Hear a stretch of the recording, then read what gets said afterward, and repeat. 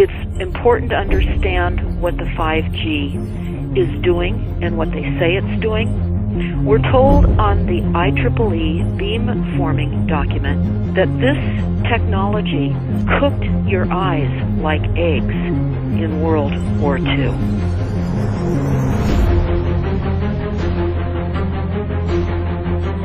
And you all need to understand these are military weapons. These are assault frequencies. If you garner nothing more than that, that's what you need to know. It's microwave radiation warfare, is what this is.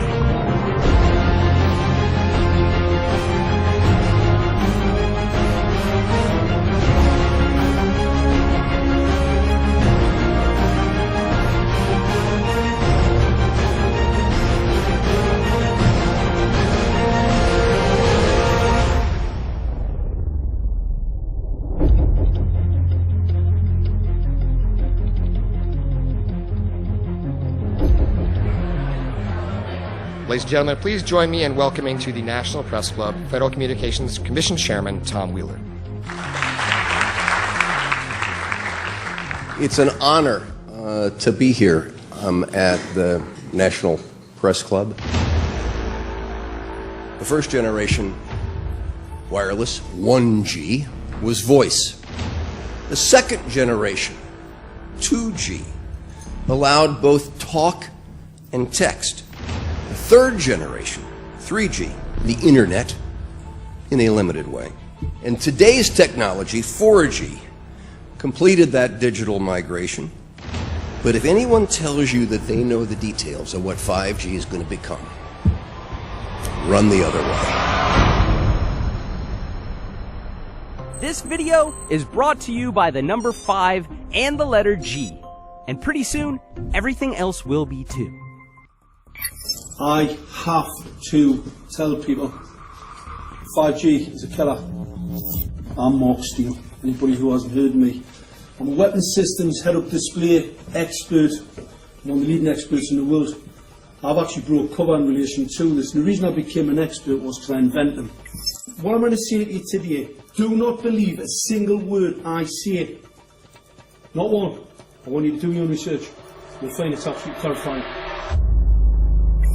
You got your buddy car? Aye. Oh, good lad. Right, because I can talk to that. This 5G roll-up is a weapon system. I've got a letter in with central government because I know about weapon systems more than anything other.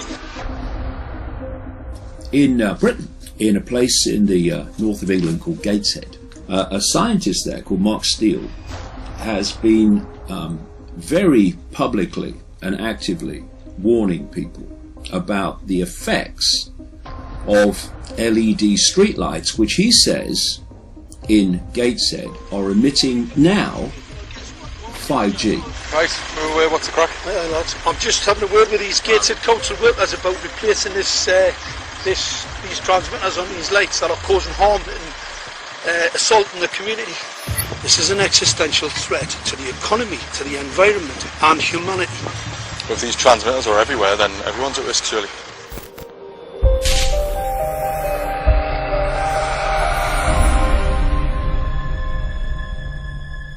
There's a lot of confusion about what 5G is. The G stands for generation. So you started off with the first transmitter system. Back in the 1980s. In the 80s, yeah. So you had 1G, then you had 2G. And as the generations moved on, you started to see more complex signal systems, cleverer pieces of antenna designs, etc., etc. So the whole thing became more data, quicker downloads, etc., etc.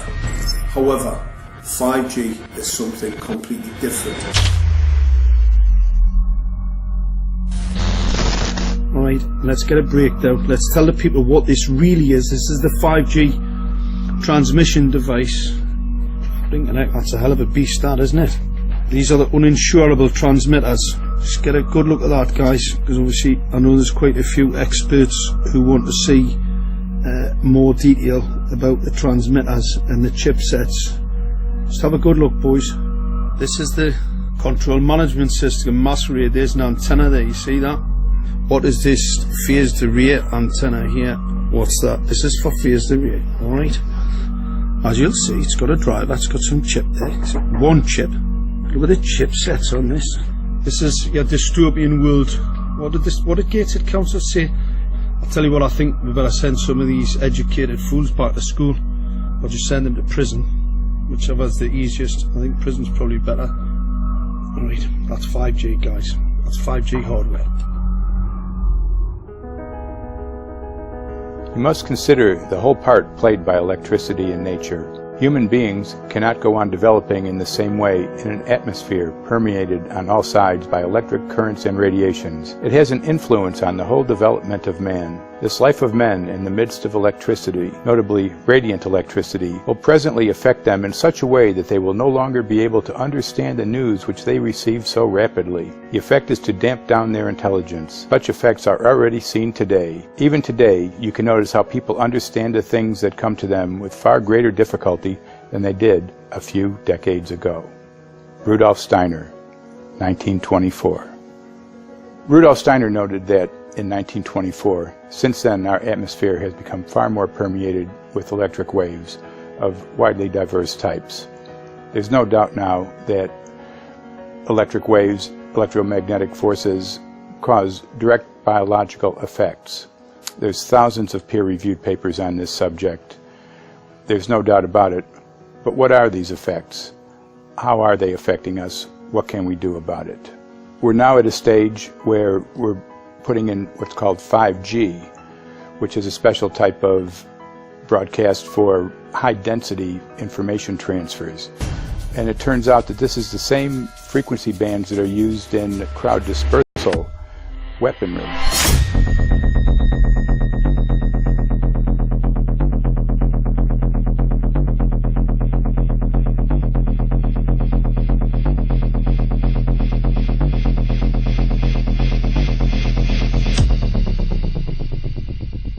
5G, first and foremost, is densification. So it's significantly more transmitters at close proximity to a human, and it is also a sophisticated, illegal, unlawful transmitter. What I mean by that is it is a high gain dielectric lens antenna, and what that allows 5G transmitters to do is to 3D map its environment in your home. The 868 megahertz frequency is specific for battlefield interrogation systems, so sub-gigahertz. It allows the signal to travel through concrete brickwork with ease, and it can actually data gather. It is a target acquiring system. Phased array is basically radar off the battlefield. It is extremely good at identifying targets and being able to lock onto targets. And not only that, it can specifically target you as an individual. So any judge sitting on an interesting case, let's say, any lawyer, any barrister, anybody doing any work that is potentially controversial, your life could be at threat. So the antenna design that you currently have on top of these LED streetlights, masquerading as a control management system, is basically battlefield interrogation equipment.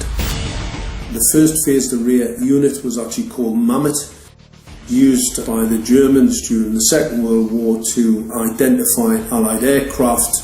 Obviously things have moved on significantly since then.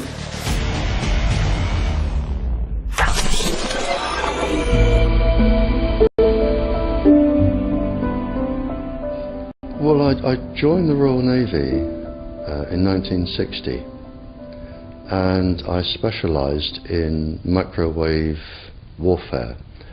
Radar, obviously, which uses microwave, but they don't just teach you radar, they teach you all about microwaves and other uses. So I understood about microwave warfare and how it can damage people, how it can harm people. Microwaves then were used as weapons, as they are today.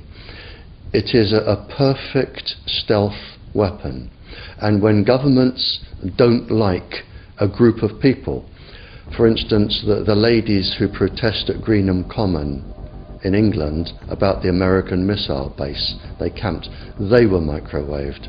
We microwaved Catholics in Northern Ireland to make them sick.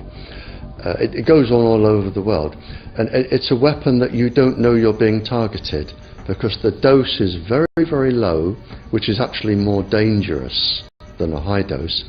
It's very, very low, and it may take a year or two, but you can cause neurological damage and cancers with low-level microwaves, and you can make all your opponents sick. It's a perfect weapon for a government.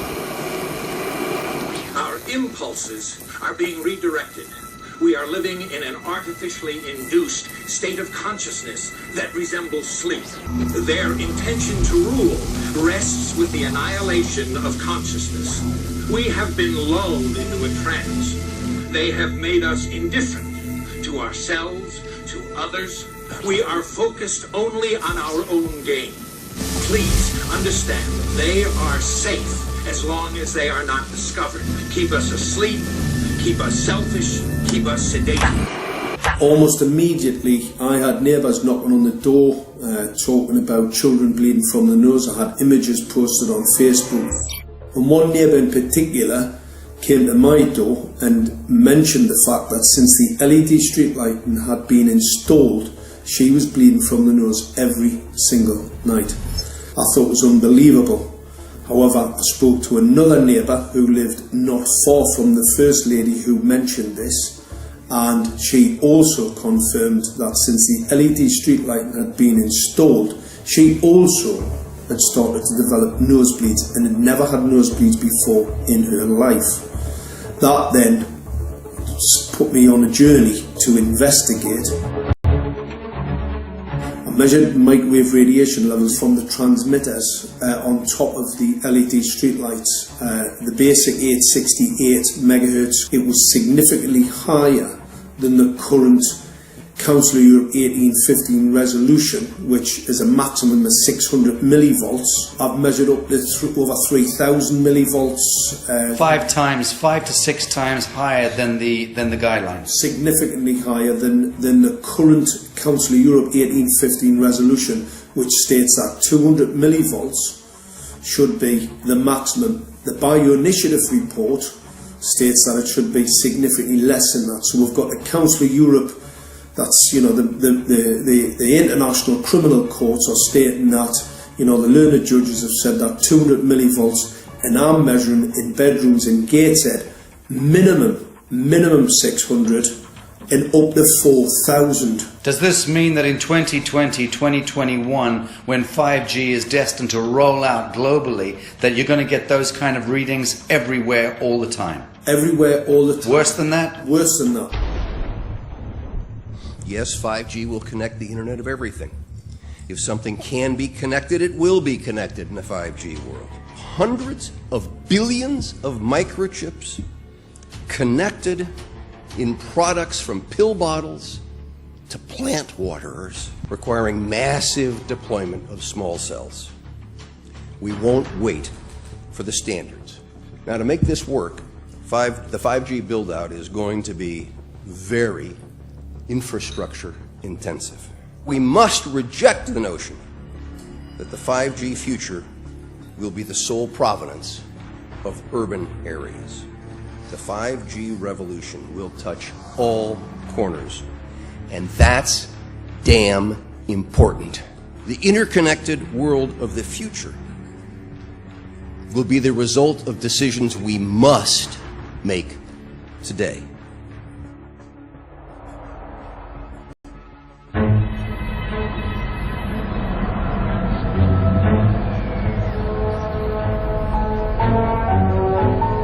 The main issue before us today is Senate Bill 637 and Senate Bill 894, the former by Senator Hune, the latter by Senator Knopf. We're going to invite the first four witnesses in support of the legislation, and that would be John Jones with Sprint, David Lewis and Andy Emerson with ATT, Neil Krevda with Verizon, and Frank Alcavetti Jr. with T-Mobile. So be straight with me. Is it true? It could be. No, well, come very, on. very no few cases. Proof There at was all. an unfortunate really a incident out in Iowa. Look, gentlemen, practice these words in front of the mirror. Although we are constantly exploring the subject, currently, there is no direct evidence that links cell phone usage to brain cancer.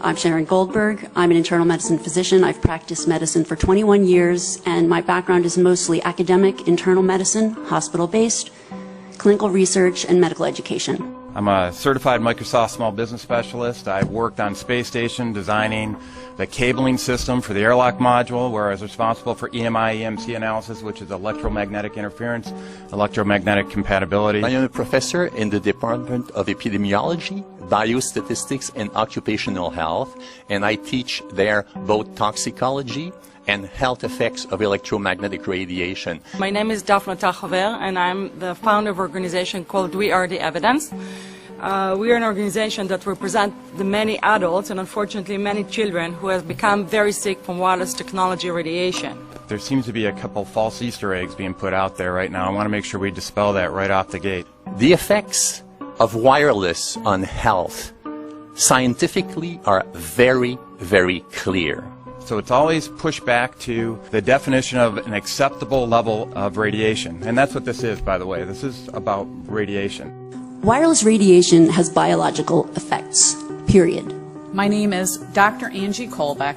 I've been reviewing the studies showing the impacts of wireless radiation on our health, and there are now thousands of studies showing the following adverse health impacts to wireless radiation: cancer, oxidative damage, DNA damage, DNA failure. Things like memory, dizziness, anxiety, brain fog. Headaches, nosebleeds, cognitive problem, exhaustion. We have evidence of DNA damage, cardiomyopathy, which is the precursor of congestive heart failure. Short and long-term memory loss, decreased attention spans, lower reaction times, even involuntary contractions of muscles causing misalignments of spines and jaws. Breast cancer. We suddenly have breast cancer in women who have no DNA predisposition.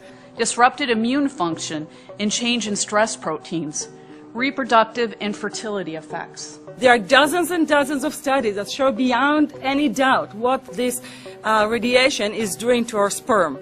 Now, if you take the cell phone out of your pocket, the sperm will recuperate within 3 to 4 months. What would not recuperate would be the damage to the DNA of the sperm. That is irreparable.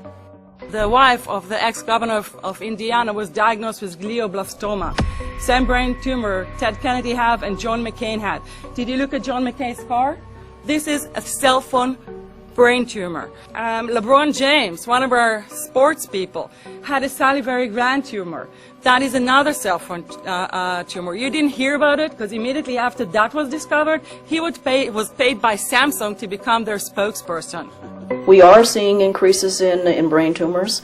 We're seeing increases in Alzheimer's. We're seeing increases in all of the neurotransmitter diseases, ALS, Lou Gehrig's disease, Parkinson's. These are all disease systems that are known to be associated with low-level energy exposures. We talk about 24/7, around-the-clock exposure, wherever you are and your whole body. You never get away from it. And it seems from our studies that maybe your immune system can cope with for a time, but it will deteriorate. Then the irradiation will definitely damage cells at a deeper level, and the question is what will then happen? These are out of peer-reviewed papers, so these are not just hypochondriacs thinking that they're doing it. We're having real problems with this. This is no longer a subject for debate when you look at PubMed and the peer-reviewed literature. These effects are seen in all life forms: plants, animals, insects, microbes. So 5G is not a conversation about whether or not these biological effects exist. They clearly do. There is scientifically evidence that is so strong that you can be certain that the standards used by the FCC to manage health effects are wrong. We need to start measuring how much radiation are people being exposed to. before we roll out 5G, there are 4 kinds of electromagnetic fields that we know are harmful to human health. So radio frequency radiation, magnetic fields, dirty electricity, and electric fields. Okay? Our exposure, any given person, and all humans are affected by EMFs. What is our exposure in a day? It's not one cell phone. It's cell phones, it's multiple wireless networks, it's smart meters, it's cell towers.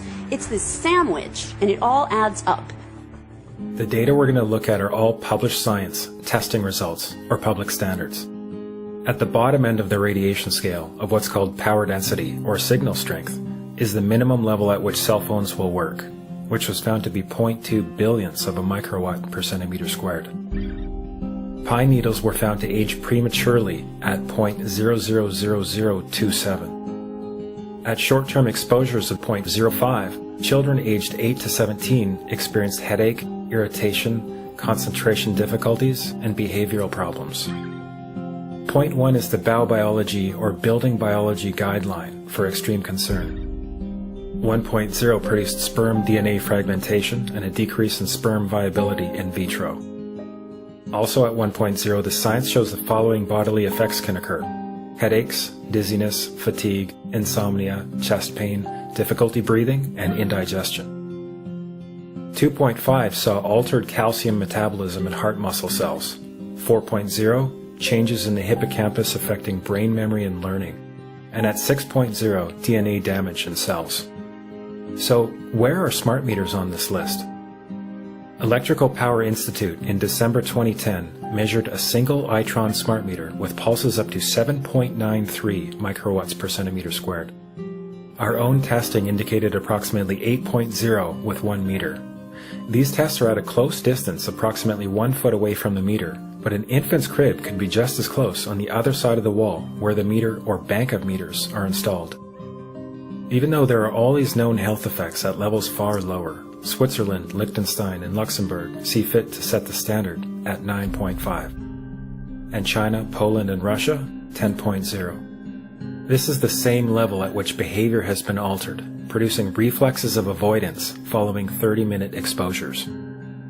A room of 12 smart meters, very common and even a conservative number in an apartment building, tested at 19.8 microwatts per centimeter squared. This is hundreds of times higher than levels which clearly indicate harmful effects. So, how can utilities and governments get away with forcing these devices on everyone? This is how. In Canada and the US and several other civilized countries, the safety limit is set at 600 to 1,000 microwatts per centimeter squared. This so-called safety limit is literally tens of thousands of times higher than levels which are known to damage health according to peer-reviewed published science.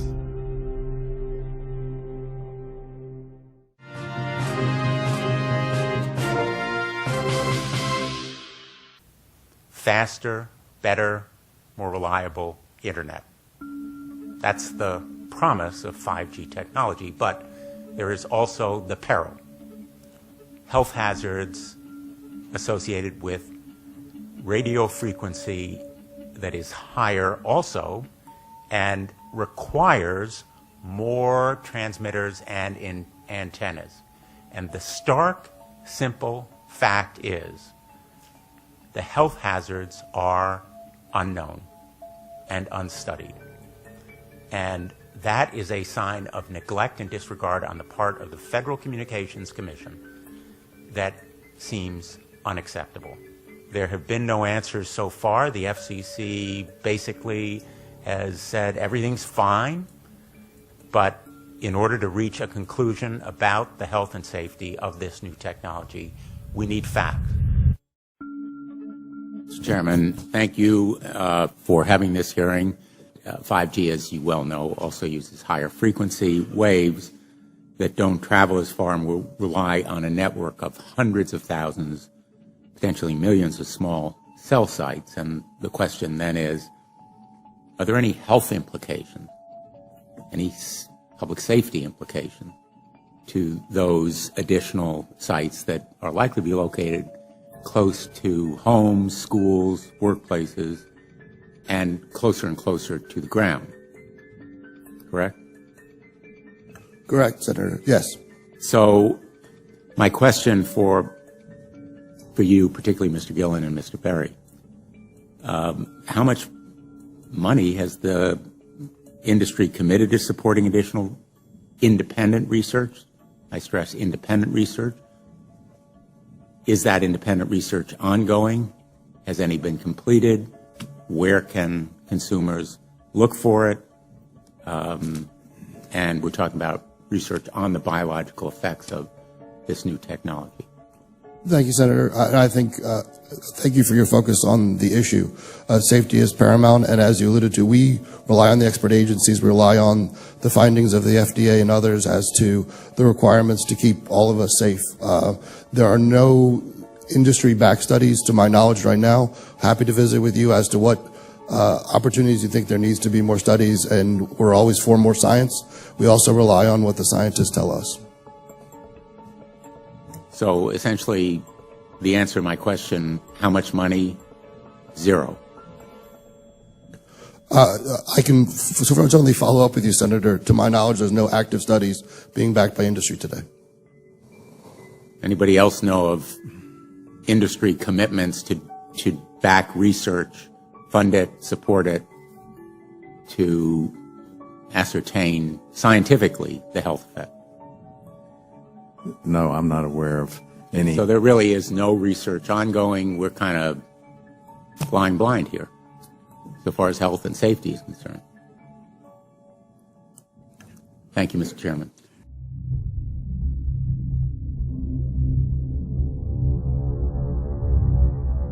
You're a trained medical professional. Yes. We don't have one on the panel. What are we to make with of the American Cancer Society, for example, telling us there's no evidence of harmful product? Many of these organizations have conflicts of interest.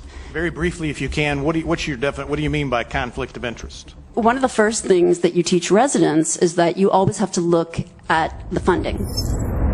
There's a tremendous amount of sponsored research by people who are hired to do studies to find no effect. And that's plagued this field in a number of countries. The radio frequency radiation work that we did was supported by Motorola. The relationship was really very cordial and very stress-free, but only up until we started generating data. These folks were very, very upset and began to talk about how are they going to handle this, what sort of spin can we put on this, what can we expect from this, and from that point on the relationship changed.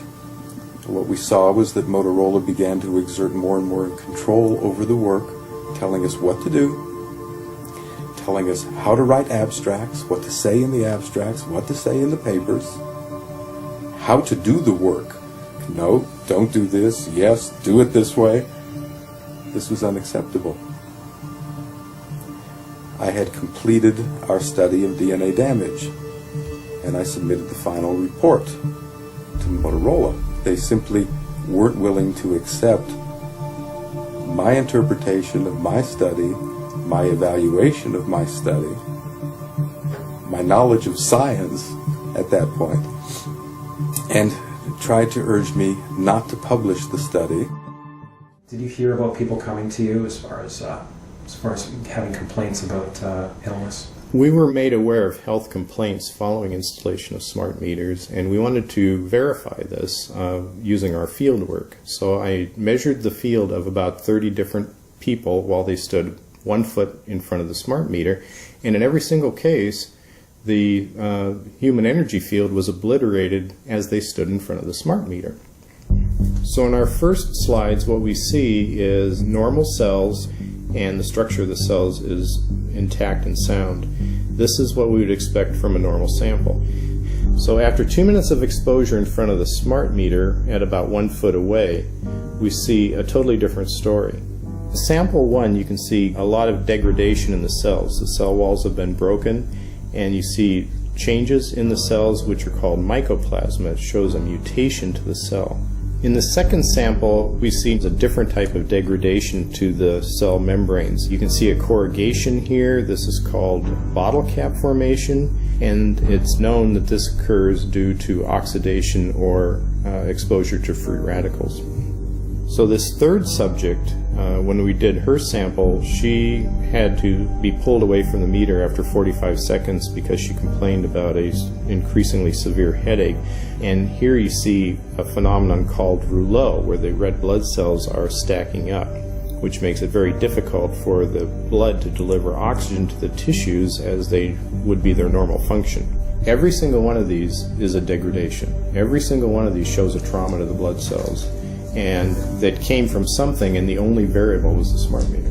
The good news in all this is the patient and the blood can return to normal once they have been removed from the influences of these stressors.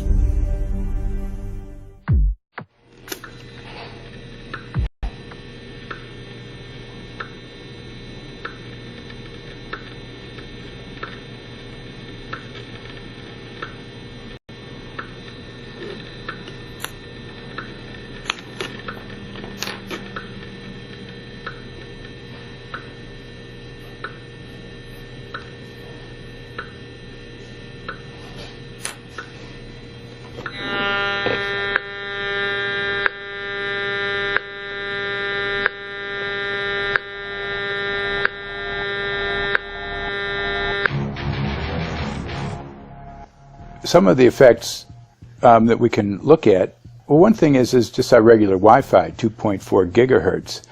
That's in the same range as microwave ovens, which are also called radar ranges, because that is radar. 2.4 gigahertz is interesting. It's not the peak absorption rate in water for microwave frequencies, but it's at a point where it allows full penetration, because if it came in at the peak, it would prevent the insides from getting warm. So that's with basic Wi-Fi. Now when we look at 5G, 60 gigahertz, this is what they call active dispersal sort of weaponry, just to keep people back. It burns the skin. It doesn't penetrate, but 60 gigahertz is the frequency of oxygen molecule absorption. Since they have electrons that they share with each other, what we breathe is actually O2, pair of oxygen. So being bombarded with 60 gigahertz could very well impair our oxygen absorption rate in our body, and thereby the whole basis of our living system. Martin Paul says, putting tens of millions of 5G antennas without a single biological test of safety has to be about the stupidest idea anyone has had in the history of the world. So assessing all this, we have experts in various fields: military EMF weaponry, biological effects on humans, firefighters that are getting cognitive impairment by being there in them, countries that are banning these sort of technologies around schools because of the impairment to cognitive. Let's weigh that up in light of what Rudolf Steiner said in 1924 about just mere radio causing the impairment of cognitive functions on people, that they can receive news from around the world, but they can't understand it as well because of the effect of the electricity. We have to say, something smells sinister here.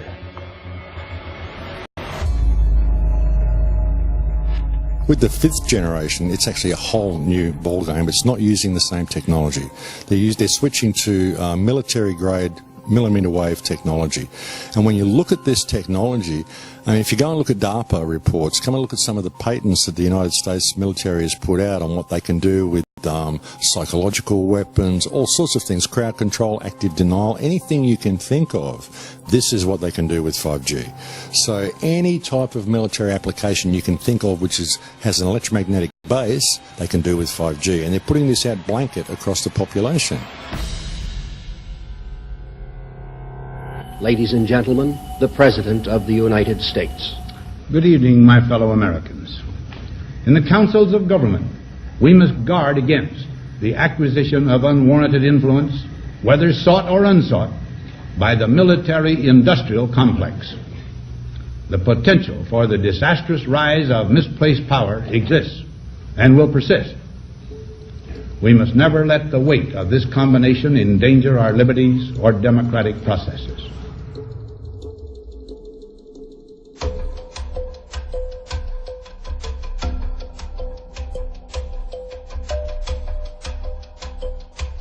The FCC is a capture agency. They probably conducted what I believe to be the biggest fraud on the public ever conducted.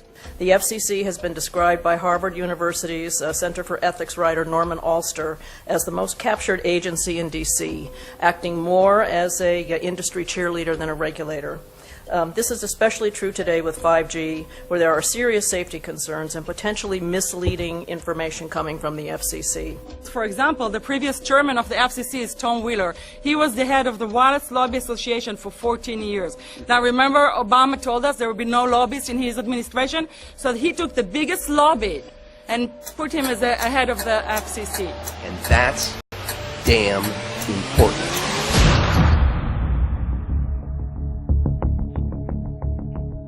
In 1993, the FCC started a rulemaking to adopt the IEEE regulations on this issue. IEEE is an engineer association.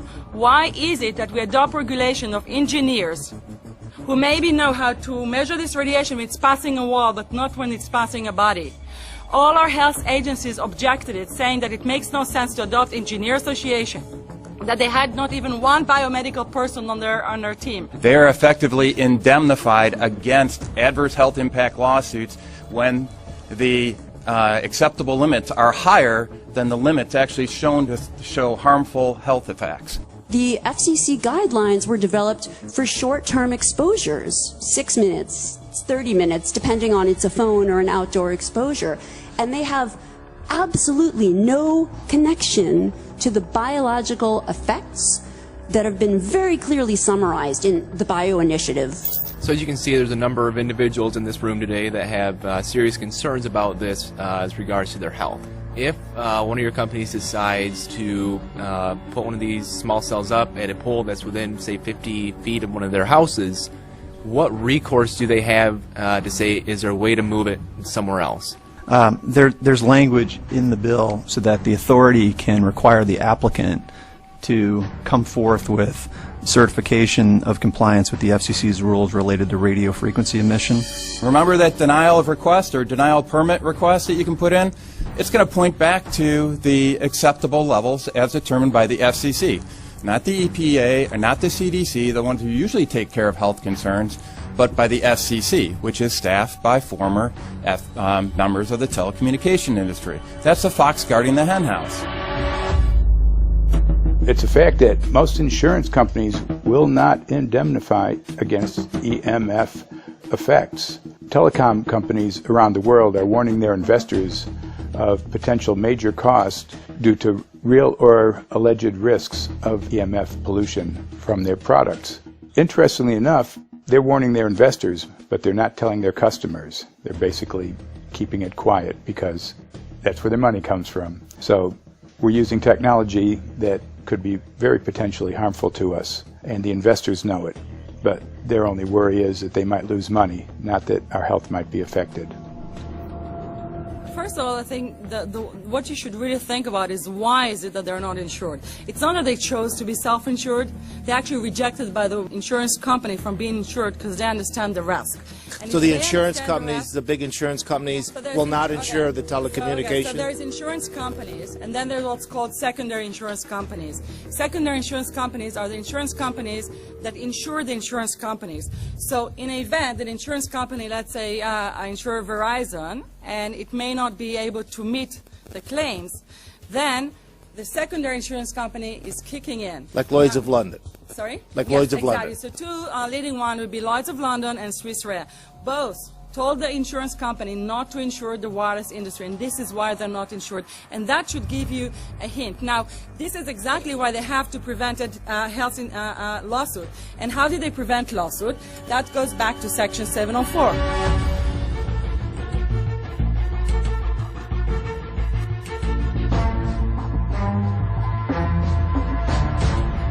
Section 704 was passed in 1996. This is how our rights in regards to health were taken away by the wireless industry.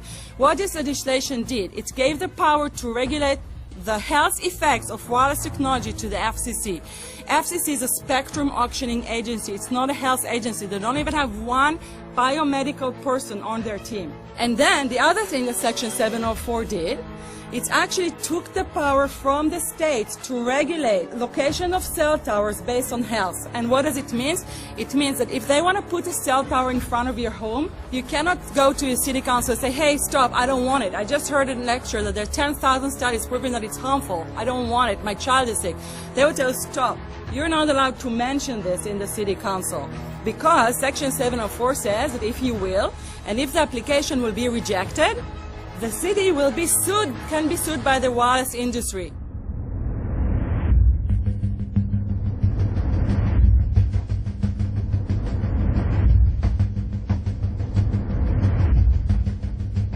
A major U.S. government study on rats finds a link between cell phones and cancer. Very first government study linking the radiation from cell phones to cancer. 2-decade, $30 million federal study out today found there is some evidence of a link between cell phone radiation and brain cancer. Professor, what is the NDP? I've heard that study several times. NDP is what? So it's a $25 million study on the rats and mice that was supposed to demonstrate that there were no effects of radiation below thermal. And in fact, it demonstrated exactly the opposite. And it follows on the heels of two major studies on animals that said exactly the same thing. And that study was designed perfectly to make sure that it cannot be challenged, that there will not be any doubt. That's why it took them 14 years. That's how they prevented discussion of health. And why do they want to prevent discussion of health if there's no problem with health? Simply put, FCC is completely unprepared, unable, and possibly unwilling to oversee 5G for safety, even as it barrels toward us. They are falling back on tired definitions and panaceas long since disproven by science. To make matters worse, recent FCC rulings and numerous industry-friendly bills passed at state and federal levels between 2016 and 2018 removed the last vestiges of local and state review over infrastructure siting, just when we need it the most. When those first studies were performed years and years ago, nobody knew about the importance of the microbiome, the role of the microbiome and the immune system, and even less the role of the microbiota inside our brains, that is, the microbes that are normally resident inside our brains, whose influence on brain function is nothing but immense. And you may think, well, who cares about the microbes? The less microbes we have, the better it is. Well, we know by now that this is not absolutely the case, because microbes are truly essential for the development and function of all our organs and systems. Our immune system is based on the microbes we have in our gut. And our brain also has microbes that influence its function. In tests, it's been found things like mold. If you grow mold inside a Faraday cage, it'll grow one way, and then, even if the electromagnetic fields are around, take the Faraday cage away, and some sort of 600 biotoxins are developed within the mold because of the effects of the EMFs upon it. Electromagnetic fields, even of weak quality, have an effect upon our microbiome, which is really essential to our whole being. This is going to eviscerate microbial DNA inside human beings, which is our effective operating system, number one. So it may not impact human DNA in laboratory experiments right now, and they're saying it doesn't impact human DNA. But given that human DNA is less than 1% of the cellular DNA in the human body, the rest of the cellular DNA is microbial, and we know that this will eviscerate microbial DNA. So we're talking about a takedown of the operating system of human beings. Exactly. I couldn't have put it better myself.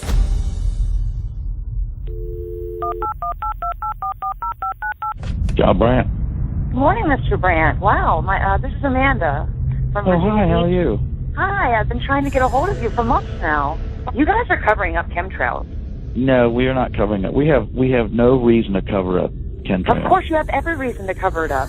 Every reason. It's called losing your job. What reasons would that be? Oh, well, you personally, you would lose your job if you were to reveal anything to me, and it's probably unsafe for you to even be speaking about this, considering the types of individuals you work for. It's not unsafe. It is unsafe. There's no problem with us talking on, you're a citizen, you're making a complaint. Oh, Lord have mercy on myself. It's a complaint in an area that we don't have authority to regulate.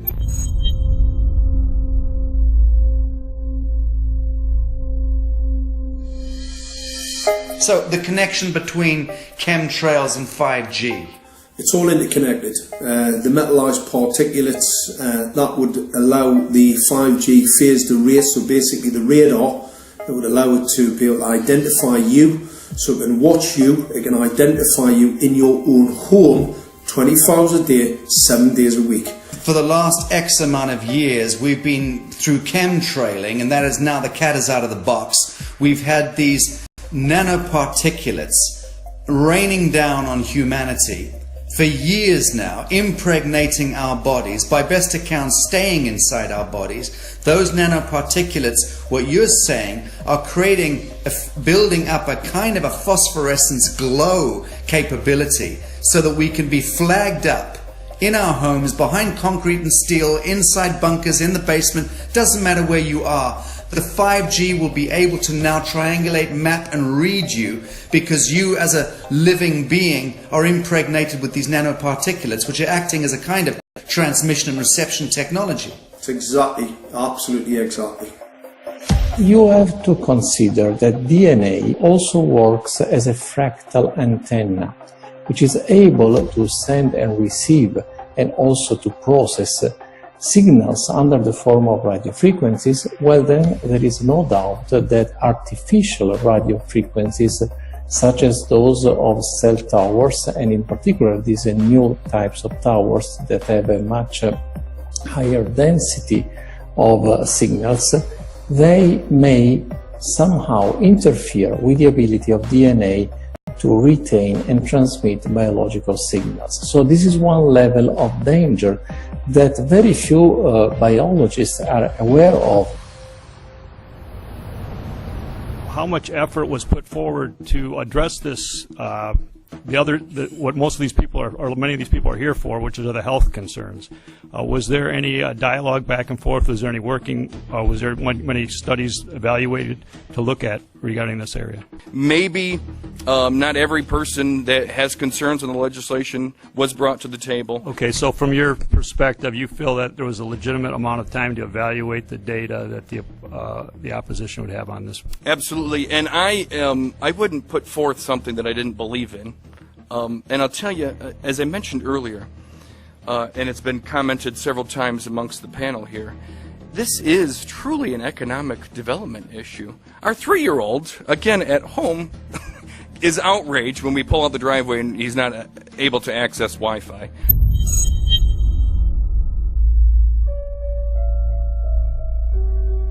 I think anyone who puts Wi-Fi into a school should be locked up for the rest of their life. I really do. I think they're not fit to walk on the surface of this planet because they haven't looked at the research, and whatever incentive they have, it is not worth the genetic problems that parents are going to face with their children when they're born. France has banned Wi-Fi in nursery schools and put warnings out for regular schools because they're finding there's impaired learning capacity in children when they're around Wi-Fi. And they have to put up warning signs where they put Wi-Fi transmitters. When I got sick and I learned that they're putting Wi-Fi in the schools in Israel, I was very sick at the time, but I could not tolerate the thought that children in the schools will become as sick as I have. And after a few months of correspondence, I submitted a Supreme Court case in Israel to ban the use of Wi-Fi in the schools and replace them with wired network. The 4 top diseases that kill our children, our young adults right now, are brain tumors, thyroid cancer, testis cancer, rectal cancer, everywhere we put our cell phones. And a lot of our children are sick and they're being misdiagnosed and mistreated because the wireless industry has put billions and billions of dollars in the past 30 years to mislead the public as to the health effects and keep the public uninformed. We are performing an experiment on children. We are exposing children to microwave radiation for 6 hours during every school day. We have had absolutely no studies looking at the long-term effects of this radiation on young people or even on adults. A considerable amount of research shows that developing brains and bodies of children are much more affected than adults. And there are clear indications of a link between increased electromagnetic fields and autism spectrum disorders. We took 10 autistic children and went back to the sleeping location where the mother was when she was pregnant with that child and compared it with the sleeping location of a mother that gave birth to healthy children. We had 10 mothers in that group, 10 mothers in this group, and in the group of the autistic children we found that the measurements that we got for the microwave exposure was elevated compared to the group of children that were normal. The fetus is affected. The exposure to man-made electromagnetic fields has become the first factor that could be isolated ever in autism that could predict autism. The fifth generation of wireless technology, or 5G as it's being rolled out worldwide without safety testing. Let me say that again, without safety testing. And how we've got scientists and doctors and environmental organizers saying, stop this. Because in terms of the effects of wireless radiation, the science is in. Wireless radiation can lead to cancerous heart tumors, brain tumors, DNA damage. Wireless radiation is linked to infertility, to autism, Alzheimer's, and more. And guess what? All the effects that I just listed, those are some of the effects that are known according to the technology that's being seen today. First of all, you have to know that we know that the other EMFs that we're exposed to are already known to be health risks. And basically that 5G, because of the frequency that's going to be used and because of the extraordinarily high pulsation levels that will be used, is a much bigger threat to our health than the things that we already have, which are very substantial threats to our health. We're not just talking about the intensity. We're talking about the frequency and the very high level of pulsations. There's a huge literature which shows that pulsed EMFs, EMFs that pulse up and down very rapidly, are in most cases much more biologically active than our non-pulsed EMFs. Every single wireless communication device communicates via pulsations, but the industry completely ignores this issue. The problem with 5G is that they're planning to put out tens of millions of these antennae all over the place without doing one single biological safety test. Are you implying possibly that we, the consumers, are the guinea pigs since they haven't really done tests to see the effects in a smaller setting? I mean, that's not an implication, it's a statement. We are, yes. Cancer is not the main concern that I have. I'm really concerned about sperm count and about effects on pregnancy. How many of you know that 1 in 6 American couples is unable to have a child when they want to? How many of you know that last year the birth rate in this country dropped the most that it ever has in recent history, 3% in a single year? People look at the sperm, and people use cell phones, and the sperm, usually sperm swim, and they swim straight. But if you expose them to radio frequency, mobile phone waves, they swim in circle. Studies have been done here in Australia, taking sperm from healthy men. And one test tube gets exposed to cell phone radiation, and one test tube is not exposed to mobile phone radiation. And then the results are evaluated. And this is a measure of vitality. We measure how well the sperm swim. This is a measure of motility. This is a measure of mitochondrial DNA damage. They have 3 times as much damage on their DNA if they have been exposed to mobile phone radiation. The data on that are rock solid. Cell phones can damage sperm quantity and quality. Your embryo, your uterus in the fetus, where your child is developing for the first 100 days, in the ovaries, the eggs do not have that protection. So they are at maximum risk from radiation. And for the first month or so, you wouldn't even know you were pregnant. You wouldn't even be taking precautions. That is the main danger area. So you give birth to a daughter, but her ovaries are now contaminated. She may be normal, she may be genetically damaged, but her ovaries are at the most risk. So when your daughter grows up and she becomes pregnant and has a baby, this is where one of these eggs will be fertilized and come out. So the real damage here is your grandchildren. That is where it is going to show most. Do you think that there is a chance that within the third generation of females they may be irreversibly sterile? Not in the third generation, but in the fifth generation, and that would for humans be something in the order of 150 years ahead of us. And of course, then it's too late to say that you are sorry, and it's very too late to say stop. There is a wealth of papers. I mean, we're talking about thousands of published papers in the scientific literature, few of which, or sometimes none of which, have entered the official documentations from authorities and likewise. So I think it's really time to have an independent compilation of data. Such was done at August 31st, 2007 in the form of the Bioinitiative report, of which I was one of the authors. And then we put together approximately 2,000 scientific references on a little bit more than 600 pages, clearly saying that if you, for instance, if you are a rat or a mouse or a cell or a molecule, you should definitely not allow yourself to be exposed to this. And in the meantime, we have this full-scale experiment using our own kids.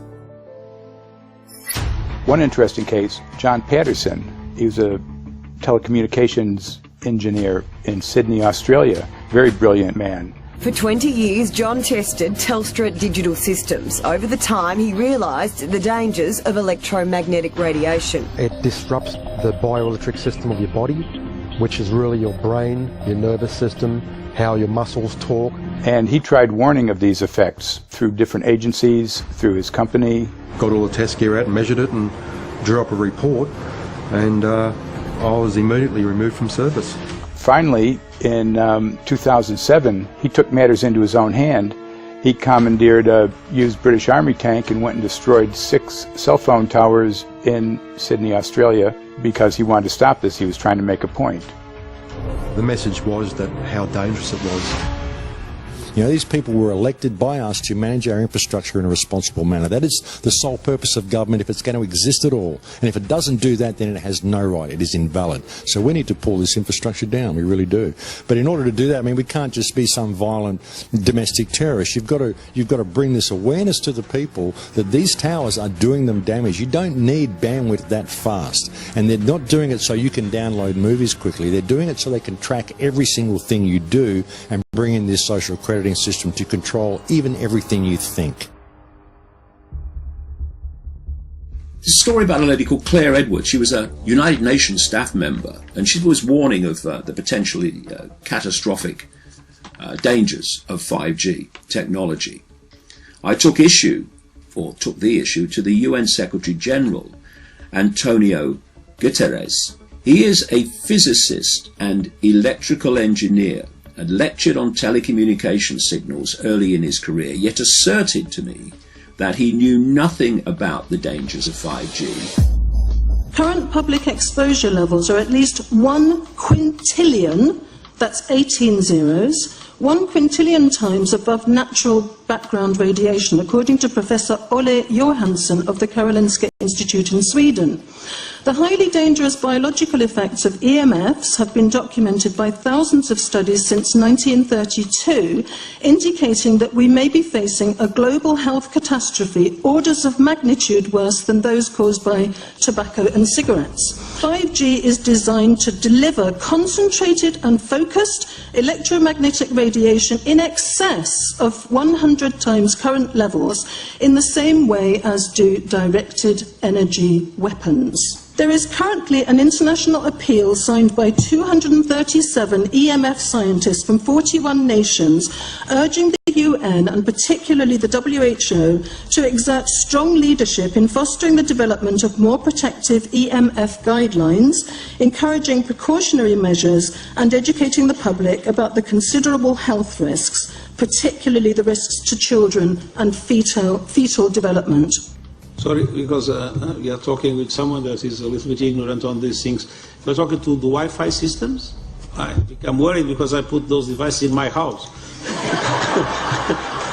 I will have to. I mean, I confess my ignorance on this. We will have to.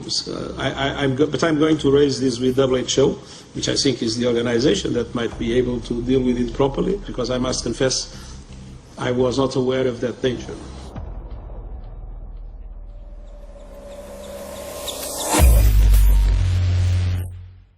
In 1996, when the Telecommunications Act was passed, in it was a provision essentially that kept local officials from addressing health issue concerns when approving or not approving a cell tower. So that's correct. But then something new is happening. We've talked a lot about it on the Solari report, thanks to Jason Baldwin-Smith and his website EMF Warriors. But this is new. This is very, very new. So you're basically, sending out an appeal on something that in one sense hasn't happened yet. This is not just an incremental change. This is a big step up. It's a sea change. An onslaught's not an improper word. It's a bombardment. So instead of a cell tower 1 mile or 2 miles from you and you still have cell phone service, we're going to have antennas every block, and some poor soul is going to have one mounted to a utility pole maybe less than 20 meters from their home. So this kind of, invasive bombardment with this many antennas, I mean, just in 1 square mile, if you do the math, 1 per block and 16 blocks per mile, that's about 250 antennas per square mile. The millimeter wave is untested. Former FCC Chairman Tom Wheeler openly said that they don't plan to test. We won't wait for the standards. And then our appeal also addresses the fact that there's a plan to roll out 5G through satellites in low Earth orbit. So 20,000 satellites, which will cover every square foot of the planet with a 5G signal. 6, 5, 4, 3, 2, 1. Night after night, politicians and other leaders were telling Americans that Sputnik revealed that we were at great risk. Not just our pride, but our security is at stake. If Russia wins dominance of this completely new area, well, I think the consequences are fairly plain. Probable Soviet world domination. We choose to go to the moon in this decade and do the other things, not because they are easy, but because they are hard. Because that challenge is one that we're willing to accept, one we are unwilling to postpone, and one we intend to win. Welcome, everybody, to the White House. This is White House 5G Summit. My name is Justin Clark. I'm the Director of Public Liaison, and we are thrilled to have you here today. Really happy to be joined by a lot of leaders in industry, members of Congress and the Senate, White House leaders on this, and people from the FCC. Before we start, one, we are government, so don't assume we know anything, okay? I do agree. I don't know anything. I have become accustomed to giving speeches in my new position on subjects about which I frankly know very little, and we need more cell towers and connections in Connecticut, my home state. It's ridiculous. The U.S. is in the lead thanks to our private sector as well as the work of the FCC and this administration overall. But China and South Korea and many other countries are eager to claim this mantle. We have every intention to deploy 5G first and reap the benefits of faster and more robust wireless. Yes, I hope we beat China, of course. And get to gigabit speeds and low latency, and the race has begun. Let there be no mistake. The race to 5G is a sprint. Winning the global race to 5G, it's a national priority. We must bear in mind the national security implications of winning the race on 5G. Today we're talking about the importance of being first in 5G, continued commitment to putting America first in the race to 5G. We're calling it America First, 5G First. Well, our strategy is called the 5G Fast Plan, a plan to facilitate America's superiority in 5G technology. Connected devices for health applications, which I love, has the capacity to make people healthier, as I understand it, a lot of medical applications. Industry is not asking the government for money to build 5G networks. They're asking us to cut the red tape that surrounds infrastructure deployment. We cannot let today's red tape strangle the 5G future. The red tape slows and sometimes stops the building of densified network facilities necessary for 5G. As we continue our efforts to keep government out of the way so that America can continue its leadership for America to win the race to 5G. One path is the government regulatory path. The other path is the private enterprise free market, gales of creative destruction, Schumpeter path. You ever heard that? Gales of creative destruction? It just means let it rip. The new replaces the old. With 5G, we're on the cusp of another era of American innovation. It means an even more connected world for everyone around us, unlocking the potential of the Internet of Things to become safer, healthier, and more sustainable for our future. You know, sometimes, look, we all believe in the 10th Amendment, but sometimes you have to override them.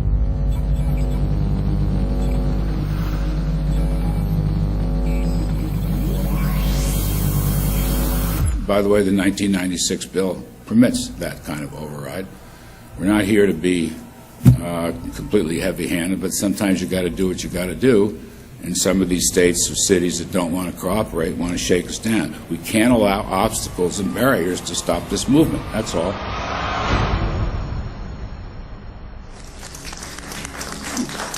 And this happened in Canada. I mean, there were some activists I was working with up there that said, well, you know, we won a victory. We got the Public Utilities Commission to allow us to opt out. And I said, boy, that's divide and conquer. They just got rid of the people that were raising hell. So, you know, that's not the answer. We need to opt out everybody. An opt-out is an agreement to pay to not be harmed. An opt-out is volunteering into extortion. An opt-out says that if I don't pay you, you have the right to harm me. So that doesn't work.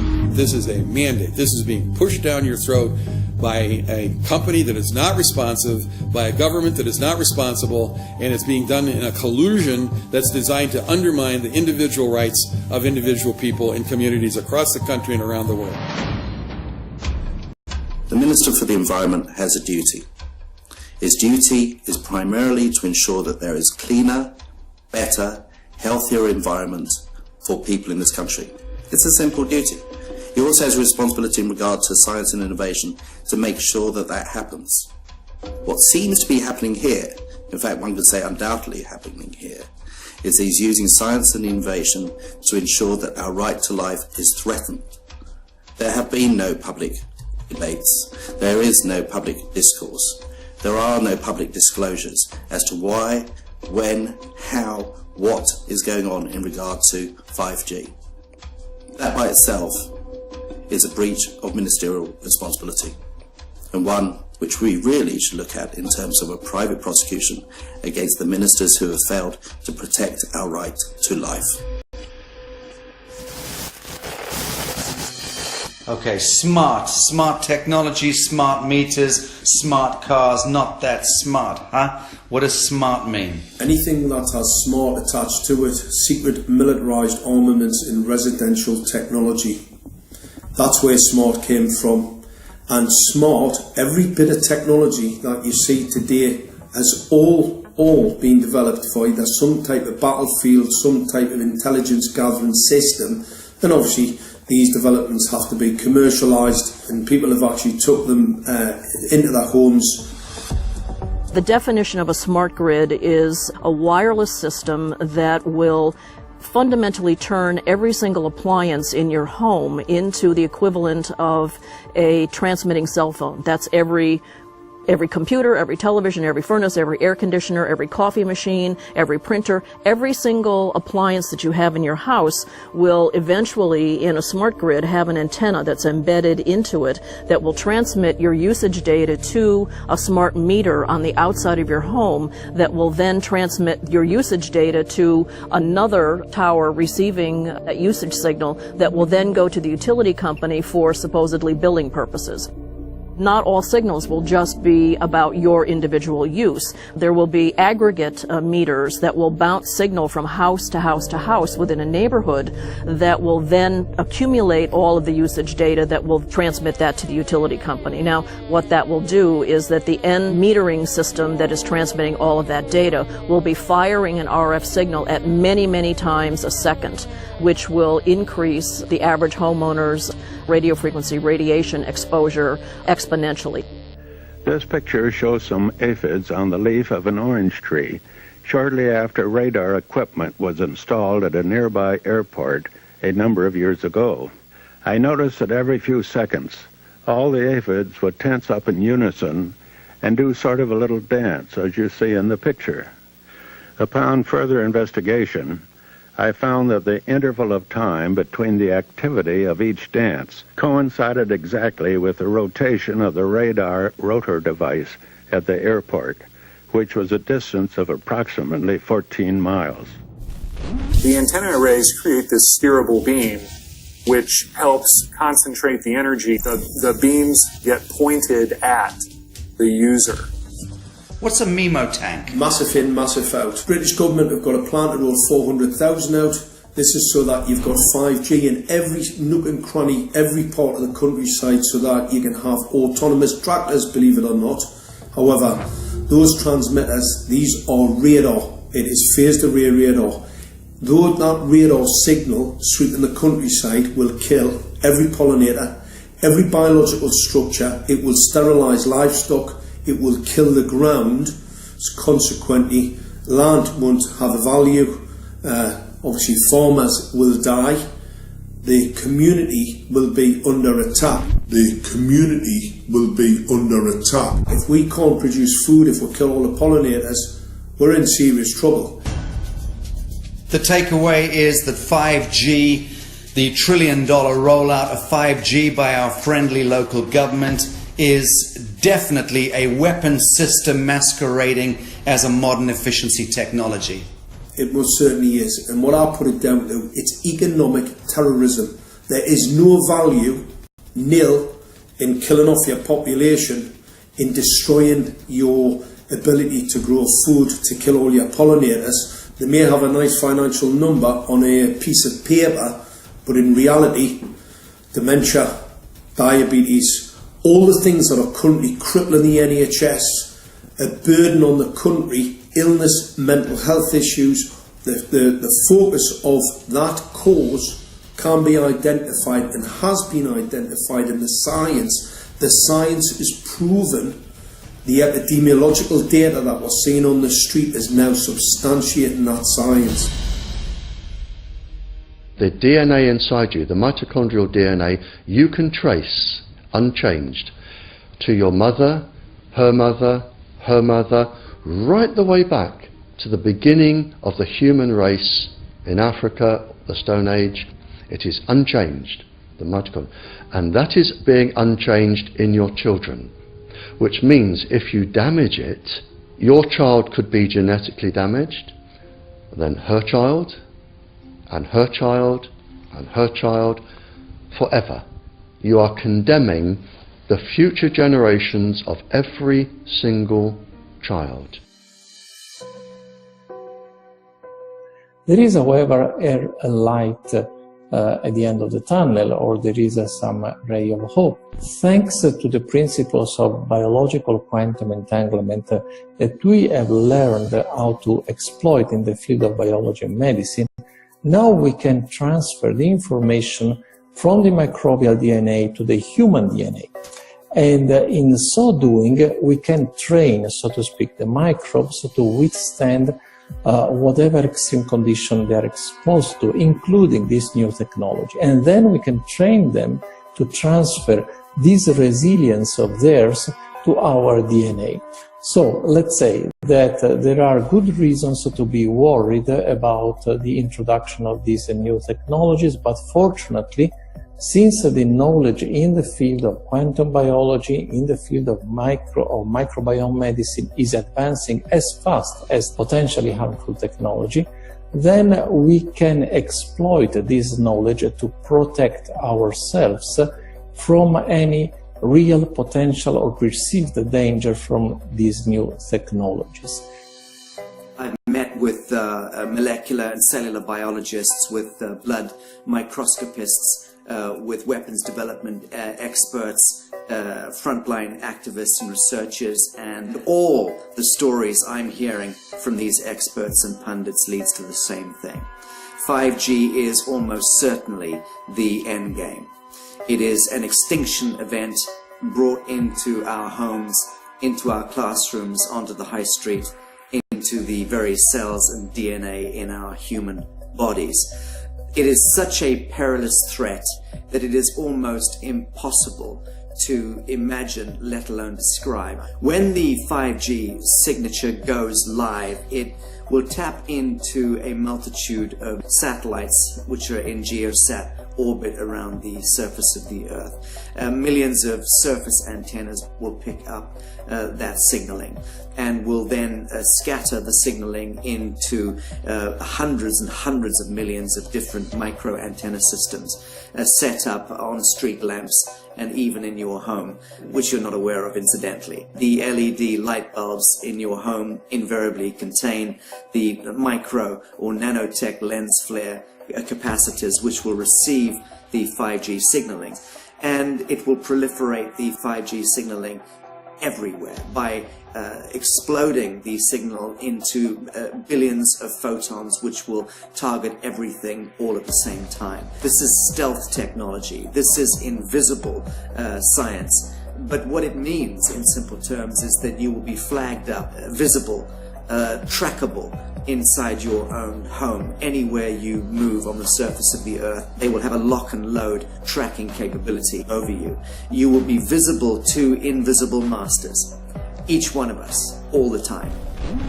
Today, our governments and the corporate sector have managed somehow to infiltrate the mainframe of our civilization and are pushing through a $20 trillion infrastructural rollout without any, and I mean without any, health science running behind it. There have been no tests. Your government and your health authorities are either in collusion on this matter of genocide and ecocide, or they're just damn stupid, and I would suggest it is the latter.